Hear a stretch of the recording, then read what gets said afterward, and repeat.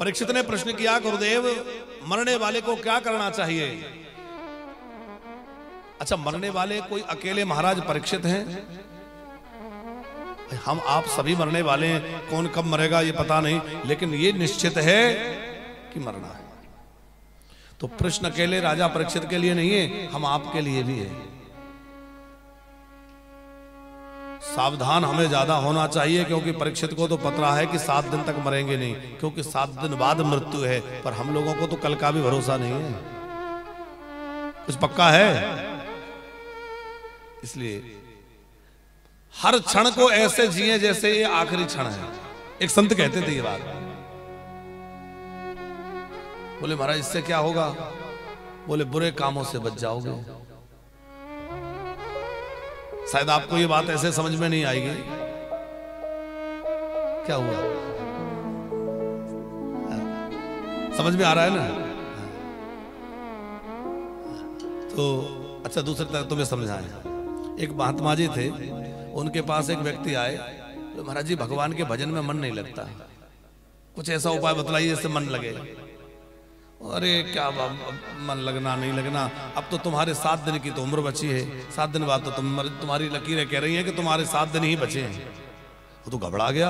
अचानक कोई कह दे कि अरे अब तो तुम्हारे बस आखिरी है। अब वो घर गया तो लोगों से झूठ बोलना, लोगों के साथ कोई दुर्व्यवहार करना, वो सब बंद। सोचा 7 ही दिन भजन कर ले। 7वां दिन निकल गया, सोचा रात में कुछ होगा, रात में भी कुछ नहीं हुआ। अगला दिन आ गया, सो मरे गुरुजी कह रहे थे और वो इतने बड़े महापुरुष ने कहा था, बात झूठी कैसे? अब वो आया, अच्छा गुरुजी आपने कहा था 7 दिन, अब तो 7 दिन निकल गए, मेरा तो कुछ नहीं हुआ। और महात्मा बोले ऐसे ये बताओ तुमने इन 7 दिनों में क्या किया? किसी के साथ छल किया? बिल्कुल नहीं। किसी के साथ तुमने झूठ बोला, लड़ाई झगड़ा किया, मारपीट की, या किसी के साथ बेईमानी करी? बोले अरे ऐसा कुछ करने का अवसर कहा, मुझे तो लग रहा था मरने वाला हूं। अब मरने वाला व्यक्ति ये सब करेगा? महात्मा ने समझाया कि देखो तुम जो प्रश्न लेकर आए थे उसका यही उत्तर है। तुम कह रहे थे ना कि मन कैसे लगे, तो मन लगने का ये तरीका है कि ऐसे जियो जैसे भी ये 7 दिन जिए हैं। बोले ऐसे ही समझो, हर दिन के जाने कब हमारा अंतिम क्षण आ जाए तो बुरे कामों से बचे रहोगे, मन भगवान में लगा रहेगा। तो 7 दिन की बात परीक्षित को तो पता है, पर हमें तो कल का भी भरोसा नहीं है। सुखदेव जी बड़े प्रसन्न हो गए, कहा राजन बरीयाने शते प्रश्न कृतो लोक हृतम नृपो आत्मविस्सम्मतः पुंसाम सुरोतव्याद सुहा परा। राजन तुम्हारा प्रश्न बड़ा उत्तम है, क्योंकि अकेले तुम्हारे लिए नहीं है, ये तो सार्वभौम प्रश्न है। राजन श्रोतव्यादीनि राजेंद्र नृणाम सन्ति सहस्रशा अपश्यतात्मतत्त्वं गृहेषु गृहे। इतना बड़ा जीवन व्यक्ति को मिला है, लेकिन वह व्यर्थ प्रपंच में समाप्त कर देता है। किसमें? तो सुखदेव जी ने एक श्लोक में बतलाया लोग क्या करने में लगे हैं कि निद्राया हुर्यते नक्तम व्यवायेन चावावया देवाचार्थे हयारा कुटुंब भरणे। रात्रि तो सोने में बीत जाती है, दिन जो है धन की चिंता में, व्यापार परिवार की चिंता में, कुटुंब की चिंता में बीत जाता है। वो इतना बड़ा जीवन सब व्यर्थ चला जाता है। तो क्या करें? सुखदेव जी ने 3 साधन बतलाए हैं। श्रोतव्या कित समातो भारत सारवात्मा भगवानीश्वरो हरि श्रोतव्या कीर्तितव्यश्च स्मर्तव्येष्यता। राजन जो अपना कल्याण चाहे उसको 3 काम कर लेना चाहिए, अथवा 3 में से 1 कर ले। कौन कौन से? श्रोतव्या पहला काम है जो इस समय हम लोग कर रहे हैं, कथा श्रवण। दूसरा है जो कथा भगवान की सुनी है उसका कीर्तन, और तीसरा साधन है स्मरण। ये कथा सुनना साधारण बात नहीं है। वो ऐसा नहीं है कि कुछ नहीं बनता तो चलो कथा सुन लें। अच्छा ये बताओ, हनुमान जी जैसा कोई ज्ञानी होगा? कितने बड़े ज्ञानी हनुमान जी, ज्ञानी नाम अग्रगण्यम। पर हनुमान जी कितने कथा प्रेमी हैं। संजीवनी बूटी लेने जा रहे थे और रास्ते में एक कपट मुनि मिल गया, बोले हम आपको कथा सुनाएंगे। हनुमान जी ऐसे कथा प्रेमी के वो बूटी लेने जाने ही भूल गए। कालनेमी की प्रसंग सुनाए ना, बोले बहुत बढ़िया महात्मा मिल गए, कथा सुनेंगे। वो तो देवताओं ने मकरी के रूप में आकर कहा, अरे क्या कर रहे हो, ये महात्मा नहीं है, ये कपटी है, जाओ यहां से। तो हनुमान जी ने उसका उधर, इतने कथा प्रेमी हनुमान जी। उधर जब मेघनाथ और लक्ष्मण जी का युद्ध हो रहा था तो राम जी ने हनुमान जी को साथ में भेजा लक्ष्मण जी के। यद्यपि लक्ष्मण जी परम पराक्रमी हैं, पर राम जी को थोड़ा सा लग रहा था कि बालक है तो अकेला जाएगा। अच्छा लक्ष्मण जो है क्या बालक है? लेकिन राम जी बालक समझ रहे हैं। क्यों? बड़ी प्यारी कथा है। कल हमारे बाबूजी कह रहे थे तापड़िया जी की थोड़ी राम कथा भी सुना रहा था, बीच बीच में ही सुना देते हैं। भागवत भी सुनाई रहे, बीच बीच में थोड़ी राम कथा का पुट दे देते हैं। क्या हुआ कि जब वो वनवास की तैयारी हो रही थी, राम जी वनवास की तैयारी कर रहे थे, तो लक्ष्मण जी भी आगे, हम भी साथ चलेंगे। राम जी ने समझाया कि देखो माता जी, पिताजी, गुरुजी, सबका ध्यान रखने की जिम्मेवारी तुम्हारी है। भरत शत्रुघ्न तो है नहीं, हम वन में जा रहे हैं, कौन रहेगा? लक्ष्मण जी बोले सरकार ये सब हमारे बस का नहीं है। गुरु पितु बातु न जाने काऊ, लिखा है गोस्वामी जी ने, वो के भरत जी, वो लक्ष्मण जी कह रहे हैं ना मैं गुरु जी को जानता, ना मैं माता जी को जानता, ना मैं पिताजी को, मैं किसी को जानता ही नहीं हूं। किसी को नहीं जानते बोले ना। अच्छा किसी को नहीं जानते तो किसी को तो जानते होगे? बोले एक को जानते हैं। किसको? बोले आपको जानते हैं, बस आप ही मेरे माता है, आप ही पिता है, आप ही सब कुछ है। ठीक है चलो, जब भाई किसी को जानते ही नहीं हो तो चलो हमारे साथ। सुमित्रा जी का आशीर्वाद लेने गए तो सुमित्रा जी ने भी यही कह दिया, तात तुम्हारी मातु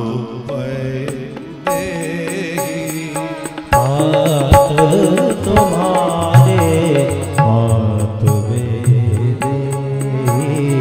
पिता राम सब भांति सने, पिता राम सने। तात तुम्हारी मातु वैदेही और पिता राम सब भांति। अब राम जी जो है वो लक्ष्मण जी को अपना भाई नहीं मानते, क्या मानते हैं? पुत्र। अब जब पुत्र मानते हैं तो बेटा चाहे जितना बड़ा हो जाए, पर पिताजी के लिए, माताजी के लिए तो बच्चे। अच्छा पिताजी के लिए नहीं, माताजी के लिए भी। जब वनवास के लिए निकले तो मार्ग में एक जगह पैदल चल रहे थे, जानकी जी का मुख सूख गया, प्यास लगाई, क्योंकि पैदल तो कभी चली नहीं, राजमहलों में रही हैं, अब नंगे पैर पैदल चल रही हैं, तो मुख सूख गया, थक गई, श्रमित हो गई। कमंडल में जल नहीं था, राम जी ने इशारा किया लक्ष्मण थोड़ा जल, तो किसी नदी में, सरोवर में जल लेने लक्ष्मण जी चले गए। अब लक्ष्मण जी को आने में देरी हो रही है, राम जी ने कहा हम लोग धीमे धीमे आगे बढ़ते हैं। कुछ दूर आगे बढ़े पर लौट लौट के जानकी जी देख रही हैं, अभी तक लक्ष्मण दिखाई नहीं दे रहे। लक्ष्मण बहुत पीछे रह गए। प्रभु हम लोग थोड़ा रुक जाते हैं, लक्ष्मण को आ जाने दो, नाथ लखन है लरिका। जब बार बार ये बात कहा तो राम जी ने कहा कि कोई बच्चा थोड़ा ही आ जाएगा। जानकी जी बोले नहीं सरकार, वो बच्चा ही है। और राम जी ने पूछा देवी, जब मैं कह रहा था कि वन में मत चलो, वहां बड़े बड़े संकट हैं, राक्षस हैं, हिंसक पशु हैं, तब तो तुम कह रही थी कि मेरे साथ एक तो आप हैं और परम प्रतापी धनुर्धर लक्ष्मण हैं, तो तब तो तुम्हें लग रहा था कि परम प्रतापी लक्ष्मण, तो अब कह रही हो नाथ लगन है लड़का, छोटा बच्चा है, ऐसा क्यों? तो जानकी जी बोली कि बात यह है, जब मैं कह रही थी कि मेरे साथ प्रतापी लक्ष्मण हैं, तब मैं उनको अपना देवर मान रही थी। अब मैं देवर नहीं मान रही, अब मैं उनको अपना पुत्र मान रही हूं। और पुत्र चाहे जितना बड़ा हो जाए, मां के लिए तो वो बच्चा ही रहता है। अब तो मैं अपना बेटा मानती हूं। इसलिए अच्छा, एक और संकेत की बात, तापड़िया जी, राम जी है ब्रह्म और लक्ष्मण जी है जीव, और जानकी जी क्या है? गोस्वामी जी उपमा देते हैं, माया के रूप में दिया है ना। ओ भाई बीच सिए सो भाई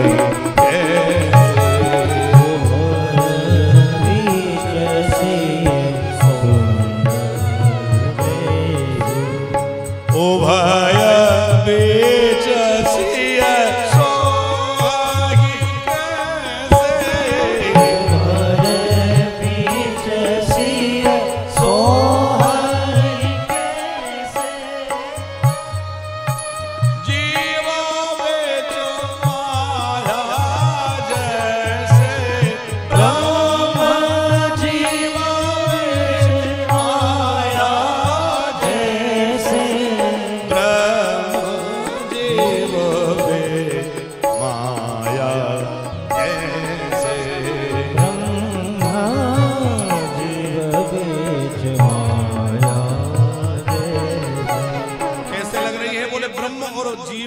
में जैसे माया। अच्छा, माया का काम तो ब्रह्म और जीव को अलग करना है, पर जानकी जी अलग कराने वाली माया नहीं है, ये जोड़ने वाली माया है। अब देखो, राम जी आगे निकल गए और लक्ष्मण जी पीछे रह गए। अब दोनों को जोड़ना है। तो यदि जीव कहीं अटक के रह जाए और परमात्मा कहीं आगे निकल जाए, तो परमात्मा को भी रोक कर रखे और जीव के साथ संयोग करा दे, वह महामाया है। इसलिए उनको माया कहा है। दोनों को जोड़ने वाली शक्ति है। ब्रह्म जीव बिच माया जैसे, ब्रह्म जीव बिच माया बिच माया बिच माया।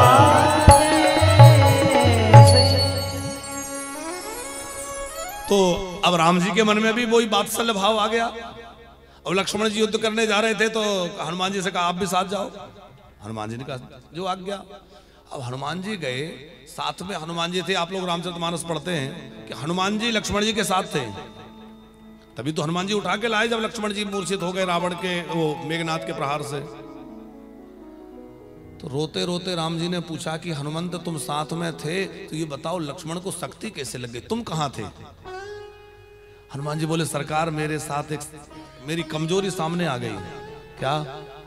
बोले उस समय युद्ध देखने के लिए देवर्षि नारद जी आ गए। नारद जी जो हैं वो युद्ध देखने आए। अब दो संत मिलते हैं तो क्या होता है? भगवत चर्चा। नारद जी कथा सुनाने लगे। बोले मैं कथा में ऐसा खो गया कि मुझे पता ही नहीं चला क्या हो गया। वो तो जब लक्ष्मण जी मूर्छित हो गए और जब भगदड़ हुई तब मुझे पता चला। तो हनुमान जी ऐसे कथा प्रेमी हैं कि चाहे युद्ध का मैदान हो, चाहे संजीवनी लेने जा रहे हो, चाहे जहां हो, हनुमान जी को बस कथा मिल जाए। और वहीं नहीं, यहां भी हनुमान जी बैठे हैं। आप कहेंगे कैसे बैठे हैं? क्योंकि स्पष्ट वाल्मीकि रामायण में कहा गया है, यत्र यत्र रघुनाथ कीर्तनम तत्र तत्र कृतमस्तकांजलिम कृतमस्तकांजलिम। जहां जहां भगवान की कथा कीर्तन होती है वहां वहां हनुमान जी मस्तक झुकाए बैठे रहते हैं। अब आप ये बच्चे बैठे हैं, तार्किक बुद्धि रहती है, ये कह सकते हैं कि हनुमान जी कहां कहां जाएंगे, हजारों कथा हो रही है, एक दो जगह सुनेंगे। अच्छा, हनुमान जी किसके पुत्र हैं? पवन पुत्र। तो लाखों जगह कथा हो रही, पर हर जगह पवन है कि नहीं? वायु तो सब जगह है। जब पिताजी सब जगह हैं तो बेटा सब जगह क्यों नहीं रह सकता? जब पवन सब जगह रह सकता है तो पवन पुत्र हनुमान जी भी एक रूप में नहीं है, वो अनेक रूप आयो, अनेक रूप धारण करके सब जगह विराजमान रहते, सब जगह कथा सुनते। तो हनुमान जी कथा प्रेमी हैं। हमारे महादेव जी एक बार त्रेता युग माही संभुर गए कुंभज ऋषि पाई, राम कथा मुनिवर्ज वखानी। कथा सुनने भोले बाबा भी जाते हैं। तो भोले बाबा कथा सुनते हैं, सनकादि कथा सुनते हैं, नारद जी कथा सुनते हैं, बड़े बड़े सब महापुरुष कथा सुनते हैं, तो भैया ये साधन छोटा मोटा नहीं है। यदि छोटा साधन होता तो ये सब बड़े बड़े उच्च कोटि के महापुरुष क्यों सुनते?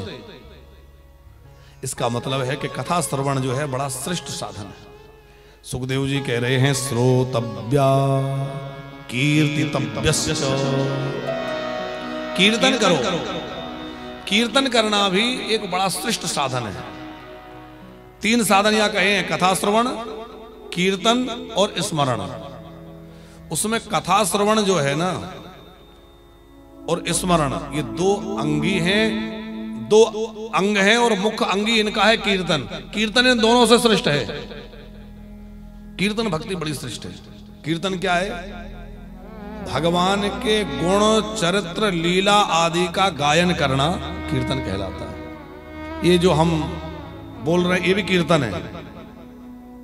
जो झांझ मजीरे लेकर के और एक ही नाम को बार बार हम लोग दोहराते, उसको संकीर्तन बोलते हैं, वो संकीर्तन है।